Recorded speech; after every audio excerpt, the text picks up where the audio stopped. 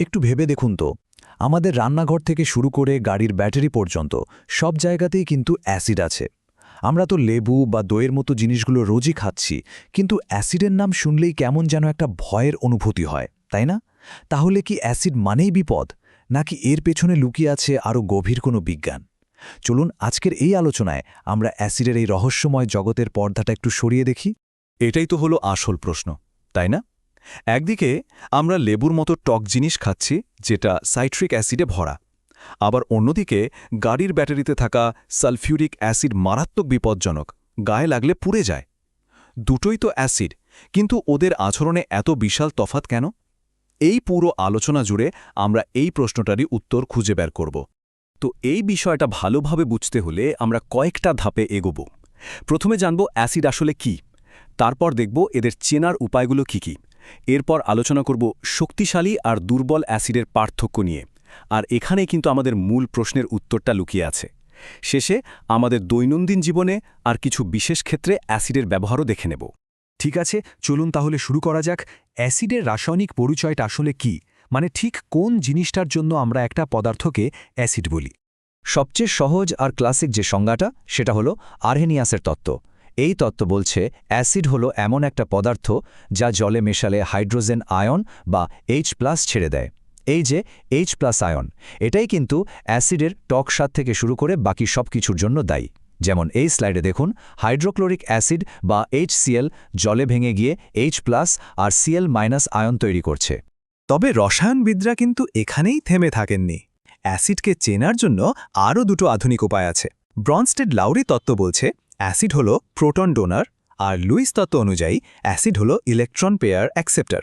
যদিও এগুলো আরও গভীর সংজ্ঞা, আমাদের আজকের আলোচনার জন্য ওই আর্হেনিয়াসের হাইড্রোজেন আয়নের ধারণাটাই একদম যথেষ্ট। আচ্ছা, তত্ত্ব তো গেল, কিন্তু বাস্তবে একটা অ্যাসিডকে আমরা চিনব কিভাবে? এর কিছু চেনা জানা লক্ষণ আছে, চলুন সেগুলো দেখি। দেখুন, অ্যাসিডের প্রধানত 3টে ধর্ম আছে যা দিয়ে একে চেনা যায়। প্রথমত এর স্বাদ, প্রায় সব অ্যাসিডই টক হয়। দ্বিতীয়ত লিটমাস কাগজের ওপর এর একটা প্রভাব আছে, অ্যাসিড নীল লিটমাস কাগজকে লাল করে দেয়। আর তৃতীয়ত এটা জিঙ্কের মতো ধাতুর সাথে বিক্রিয়া করে হাইড্রোজেন গ্যাস তৈরি করে। এখন এই স্লাইডের বিষয়টা বেশ মজার। লিটমাস টেস্টের ফলাফল মনে রাখার একটা ছোট্ট ট্রেক আছে, ABR, মানে অ্যাসিড নীলকে ব্লু লাল করে, রেড করে। এই সহজ কথাটা মাথায় রাখলে লিটমাস টেস্ট নিয়ে আর কোনোদিনও কনফিউশন হবে না। অ্যাসিড মাপার একটা বৈজ্ঞানিক স্কেলও আছে, যেটাকে আমরা বলি pH স্কেল। এই স্কেলের 7-এর থেকে কম যা কিছু সবই অ্যাসিড। আর একটা জিনিস মাথায় রাখতে হবে, pH-এর মান যত কমবে অ্যাসিড কিন্তু তত শক্তিশালী হবে।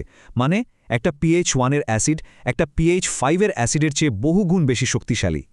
এইবার আমরা সেই জায়গাটায় আসছি যেটা আমাদের সেই প্রথম প্রশ্নটার উত্তর দেবে, লেবু আর ব্যাটারির অ্যাসিডের মধ্যে পার্থক্যটা কোথায়? আসল কথা হলো, সব অ্যাসিড কিন্তু একরকম শক্তিশালী হয় না। এদের মধ্যে শক্তির অনেক বড় একটা পার্থক্য আছে। ব্যাপারটা নির্ভর করে অ্যাসিডটা জলে কতটা আয়ন তৈরি করছে তার উপর।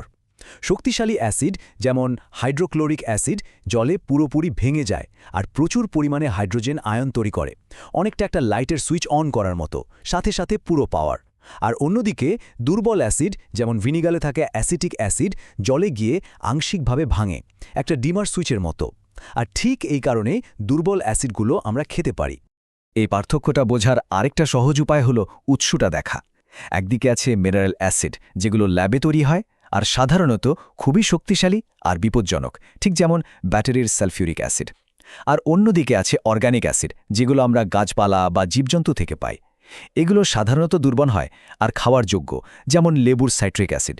এবার ব্যাপারটা পরিষ্কার হচ্ছে, তাই না?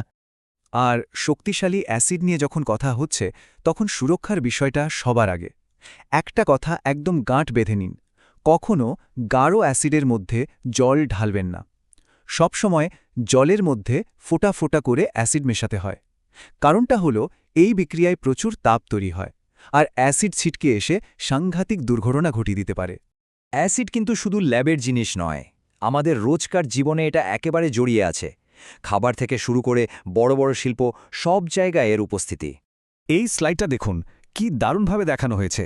প্রকৃতি একদম অ্যাসিডে ভরপুর, লেবুতে আছে সাইট্রিক অ্যাসিড, দইতে ল্যাকটিক অ্যাসিড, তেঁতুলে টার্টারিক অ্যাসিড, এমনকি পিঁপড়ে কামড়ালেও যে জ্বালা করে সেটাও ফর্মিক অ্যাসিডের জন্য।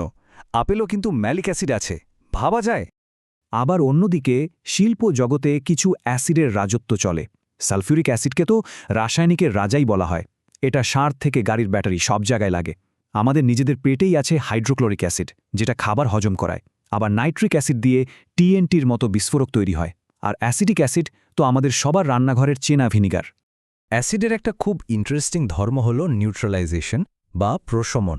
সহজ কথায়, যখন একটা অ্যাসিড আর একটা ক্ষার একসাথে মেশে, ওরা একে অপরের ক্ষমতাকে একদম নষ্ট করে দেয়, আর তার ফলে তৈরি হয় লবণ আর জল। আমাদের যখন অ্যাসিডিটি হয়, আমরা যে অ্যান্টাসিড খাই, ওটা ঠিক এই কাজটাই করে। চলুন এবার অ্যাসিডের কিছু স্পেশাল ফর্ম দেখে নিই, যাদের ক্ষমতা এক কথায় অসাধারণ। এর মধ্যে সবচেয়ে বিখ্যাত সম্ভবত অম্লরাজ বা অ্যাকোয়া রেজিয়া। এর নামের মানে হল রাজকীয় জল, আর নামটা কিন্তু যথার্থ, কারণ এটা এতটাই শক্তিশালী যে সোনা বা প্ল্যাটিনামের মতো দামি ধাতু এর মধ্যে গলে যায়। এটা আসলে কি? কিছুই না, 3 ভাগ গাঢ় হাইড্রোক্লোরিক অ্যাসিড আর 1 ভাগ গাঢ় নাইট্রিক অ্যাসিডের একটা মিশ্রণ। আরও কিছু অ্যাসিড আমাদের জীবনে মিশে আছে, যেমন কোল্ড ড্রিঙ্কসের যে ঝাঁজ, ওটা আসে কার্বনিক অ্যাসিড থেকে। খাবার টাটকা রাখতে ব্যবহার হয় বেনজোয়িক অ্যাসিড। আবার চোখের ড্রপে থাকে খুব হালকা বোরিক অ্যাসিড। আর হ্যাঁ, টমেটোতে থাকা অক্সালিক অ্যাসিড বেশি পরিমাণে শরীরে গেলে কিন্তু কিডনিতে পাথরও জমাতে পারে। অ্যাসিডের একটা ক্ষতিকর দিকও আছে, আর সেটা হলো অ্যাসিড বৃষ্টি। ব্যাপারটা কি?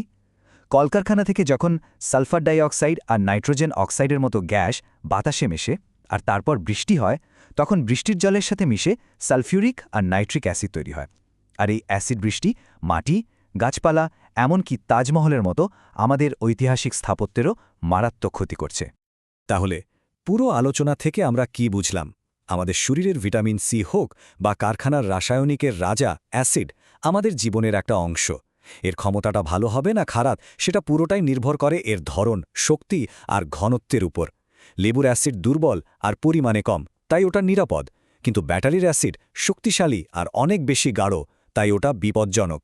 শেষ করার আগে একটা প্রশ্ন রেখে যাচ্ছি। এই যে অ্যাসিড বৃষ্টি, এটা কি শুধু একটা পরিবেশের সমস্যা, নাকি এটা আমাদের ইতিহাসের গায়েও ধীরে ধীরে আঘাত হানছে, আমাদের তাজমহলের মতো স্মৃতিস্তম্ভগুলোকে একটু একটু করে ক্ষয় করে দিচ্ছে? ব্যাপারটা নিয়ে একটু ভাববেন।